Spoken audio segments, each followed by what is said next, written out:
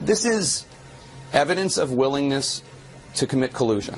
That's what this is on its face. So let's be clear. What we are seeing and what we have been seeing is collusion in real time. Yes. The word collusion is what springs to mind. I think we have all the proof we need of a scandal that's arguably worse than Watergate. So that's just a very small sample of what we have heard over the past couple of years. And now that the media hype about Trump-Russia collusion has been disproved, my next guest says that it amounts to one hell of a black eye for the press. Here now, Howie Kurtz, host of Media Buzz and author of Media Madness, Donald Trump, the Press, and the War Over the Truth. Howie, good evening. Great to have you with us this evening. So I guess the question is, how big is the black eye, and is it overcomable? Will we see any change now in terms of fairness? I've been thinking about this. I'm going to up it to two black eyes because the media have been so heavily invested in the Mueller investigation and the notion, or for many the fervent hope, that it could end the Trump presidency, that their news judgment was badly distorted. Now, Martha, I'm not saying that a criminal probe with 37 indictments shouldn't have been covered or that some of the investigative stories weren't accurate, even if it didn't rise to the level of indictable offenses. But the coverage was so massive and nonstop and overwhelmingly negative, and some of the wild commentary, he's convicted, he's a traitor, he's Putin's pawn, some of his family members are going to jail, just have really seriously damaged the profession's credibility. Yeah, I mean, you have a very scathing piece by Matt Taibbi of Rolling Stone, who is, no cheerleader for the president. That's very clear. You just have to sort of wonder if it changes the tone at all in terms of how the president is looked at, and where that responsibility lies. Do you think that people will trust reporters anymore?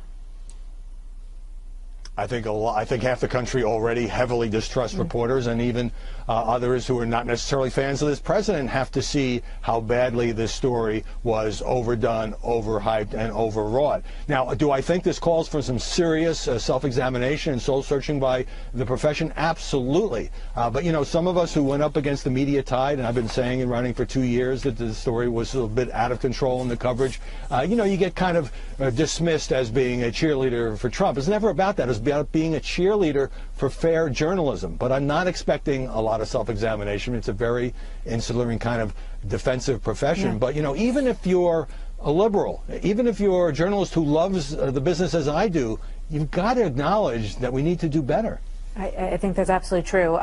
Britt Hume said it was one of the worst stains on the media that he had seen in his entire career. That's not an exact verbatim, but that was the sentiment. But today he said at least the New York Times and the Washington Post, both of which have much to answer for in promoting the bogus collusion tale, did not downplay the Mueller findings this morning. And it shows the banner headlines that say Mueller finds no Trump-Russia conspiracy or collusion.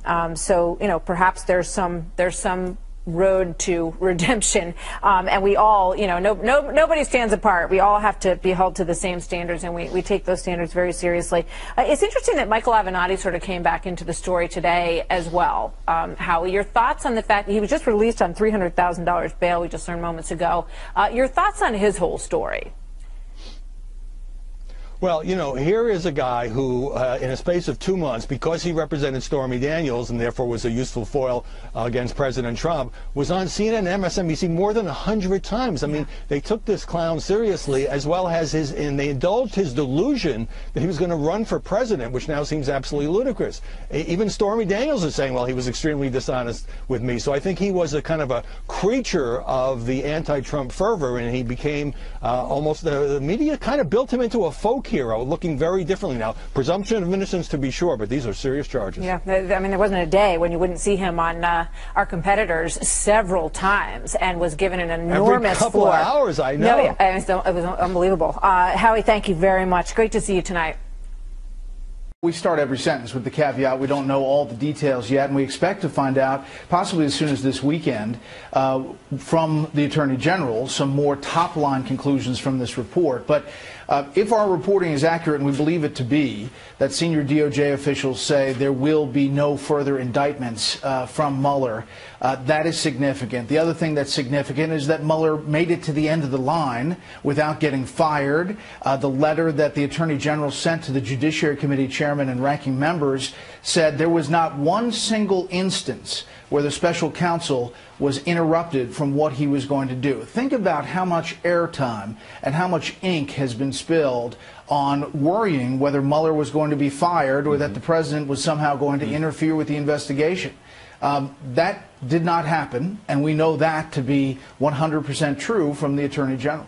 Brett, stepping back from this, watching all this 675 days, what's the biggest pitfall on either side or the biggest upshot? You know, who's benefiting, who's losing from the fact that this report has been delivered with no indictment?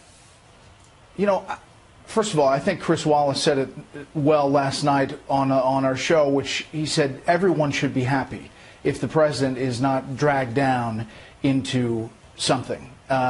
You know, everyone should be happy that after 675 days, if that is the conclusion they make, that the country moves on.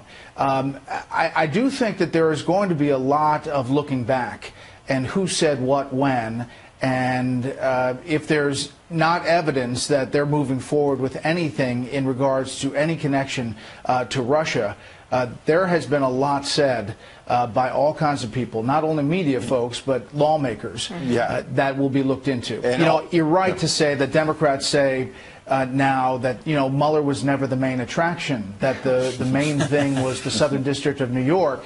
And it is quite stark to hear after all these years, all these days. As you say, Brett, there are people in the media who may have a reckoning. There are people in the Democratic Party who may have a reckoning. And then there are folks at the FBI and the Justice Department and how they behaved. Here's Devin Nunes, and we want you to react.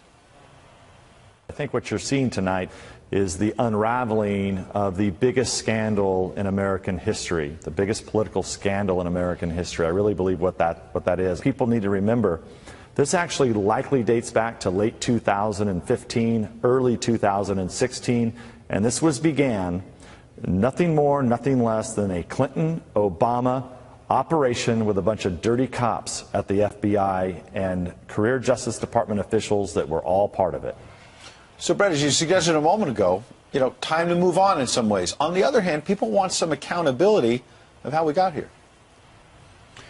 Yeah, and that will be the big question, Ed, whether at the end of this, if, as we believe, they're not moving forward after this report, whether that part of it really gets investigated. We know that Lindsey Graham, the head of the Judiciary Committee now in the Senate, has pledged to do that, but we just don't know how far it's going to go inside the DOJ under the Attorney General. I do think we should also point out that if Mueller comes out with a clean bill of health, if you will, for the president, and this report is, as we suspect, that there isn't there as far as connection to the president, you know, the other way is worth looking at, too, for the folks that called Mueller, you know, compromised and a dirty cop and everything. They may be looking back saying, well, you did a good job. Republican Congressman from Utah, Chris Stewart, who is a Republican member of the House Intelligence Committee. Great to have you with us tonight. Let me ask you, because you haven't seen the report yet. We expect in the coming days that will be probably to Congress first, at least some portion of it, before the rest of us get a look at it. To this point, as a member of the House Intelligence Committee, what have you seen with regard to the idea of collusion? Well, I mean, it's not going to surprise you to say that we haven't seen any evidence of that. I've been saying that for a year. Remember, the House Intelligence Committee released our report. We saw no evidence of that. The Senate Intelligence Committee released their report. They saw no evidence of collusion, conspiracy, or obstruction. Members of the FBI said the same thing, as have Democratic senators, even General Clapper. So I think there's some people tonight who are going to be disappointed that the Mueller investigation is concluded and there's nothing dramatic yet, and probably won't be. But it can't be terribly surprising. I mean, I think reasonable people have expected this for months or even longer. Well, so again, as we wait to hear more, you heard Peter Doocy's reporting, and he had some sound bites there from the House Intelligence Chair of your committee, Adam Schiff, saying if we have to, we'll go after subpoenas. This is what the House Judiciary Chair, Jerry Nadler, is saying. We'll see what is made public. We'll react to that. And as I said, if it is not made public in its entirety, we will we'll use a compulsory process. We'll subpoena the report, and if necessary, we reserve the right to call Mueller before the committee, or maybe even Barr before the committee. So is it your sense if they don't like the conclusions that go public from this report, they're going to continue to dig because they do want to see the underlying information? They say that they have a right to it and the American people do as well if you're truly going to settle this controversy. Well, I think there's two elements to your question. First is, are they going to continue to dig? And absolutely they are. And if there's no evidence of collusion, then they're going to say, well, what about his financial transactions? What about his kids? What about his business? Their intention, and this has been clear for a long time, is to have some type of investigation, some type of cloud over this president up until the election. That's clearly their political motive here. And the second thing is implied with this. Look, we've been told for months, for a year, trust Mr. Mueller. We trust Mr. Mueller. And by the way, I have. And I've been willing to wait for the report. But implied in their threat is that they don't trust Mr. Mueller now, as in that he may be trying to hide something from them. And I'd maybe conclude with this. I have said for a long time, I hope every word, every sentence, every paragraph of this report is released to the American people. For one thing, this isn't truly national security. It's not like we have nuclear codes. It's not revealing sources or methods. This is a political conversation we're having here. This isn't national security. It should be released. And the second thing, I think more importantly, is this. If there's a single paragraph that is redacted, then people will point to that and say, yeah, but the collusion is in there. That's what they're hiding from us. See, they wouldn't tell us. I hope every word of this is given to the American people so we can look at it and on its face make a decision. Well, the House, I believe, had a unanimous vote to that point. Yeah. The president has said the same thing. I want people to see it. I'm confident about what's going to be in there. Do you think all of that will actually be released? I mean, we're talking about a lot of underlying interviews, possible grand jury material, and documents, other things that there may potentially be names and contacts and foreign assets and that kind of thing that could be involved. Well, again, there's two elements to your question. One is the report that Mr. Mueller actually provides to Congress, and I think that will be, and I think it should be. The one from Barr. That's Mueller right. to Barr to That's you right. guys. That's right. Exactly.